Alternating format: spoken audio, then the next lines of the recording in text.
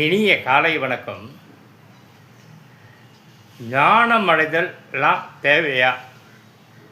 இந்த கிளாஸ்லாம் நடத்துகிறாங்க சமூகத்தில். அங்கே போய் யோகா கற்றுங்க, தியானம் கற்றுங்க, அது கற்றுங்க, இது கற்றுங்கன்றாங்கன்னு எல்லாம் போர்டு போட்டு ஃபீஸ் வாங்கிறாங்க. சேலத்தில் 5000 ரூபான்றாங்க ஃபீஸு. இப்படி இதெல்லாம் நமக்கு தேவையா? நமக்கு வாழ்க்கை நல்லா போயிட்டுருக்கு. இப்படிலாம் நிறைய எண்ணங்கள் வரும். யார் யாருக்கெல்லாம் தேவை, யார் யாருக்கெல்லாம் தேவையில்லைங்கிறது தான் இவங்க பிரச்சனையே. யார் யாருக்கெல்லாம் தேவைன்னா, சினிமாக்காரனுடைய டிபார்ட்மெண்ட்டு, பெரிய பெரிய ஐடி டிபார்ட்மெண்ட் டார்ச்சரில் இருக்கிறவங்க, மன அழுத்தத்தில் இருக்கிறவங்களுக்கு கடுப்பாக இருக்கும்.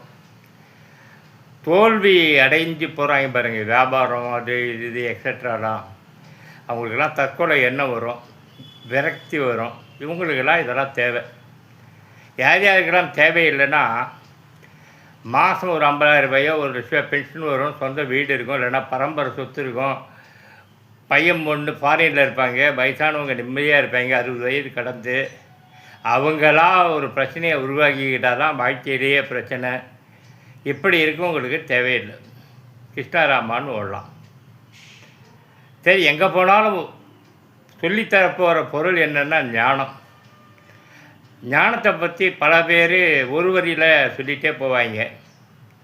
எதுவுமே இல்லைங்க, எல்லாமே மாயைங்க அப்படின்னு இப்போ சொல்வது தான் ஞானம். இப்படி ஒரு டெஃபினேஷன் எடுத்துக்கலாம்.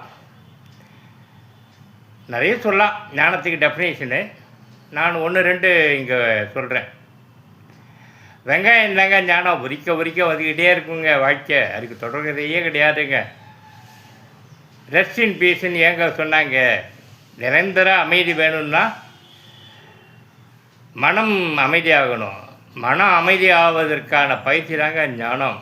ஆக மனம் எங்கே இருக்குன்னு உள்ளுக்குள்ளே போய் தேடி பார்த்துக்கிட்டே இருந்தால் அது உள்ளே இருக்கிற மனம் தானாக விலகி போயிடுங்கன்றது ஞானம்.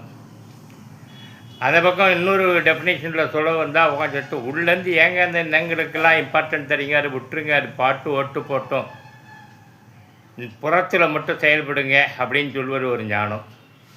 என்னை பொறுத்த வரைக்கும் சம்பூர்ண சரணாகதி அடைவது, ஒரு குருக்கிட்ட போய் பாதத்தை விழுந்து, குருவோ கடவுளோ பிரபஞ்சமோ இல்லை தன்னம்பிக்கையோ கடவுள் இல்லைங்கிற கொள்கையோ என்ன வேணால் நீங்கள் வச்சிங்க, அதில் உறுதியாக இருந்தாலே அதுதான் ஞானம்.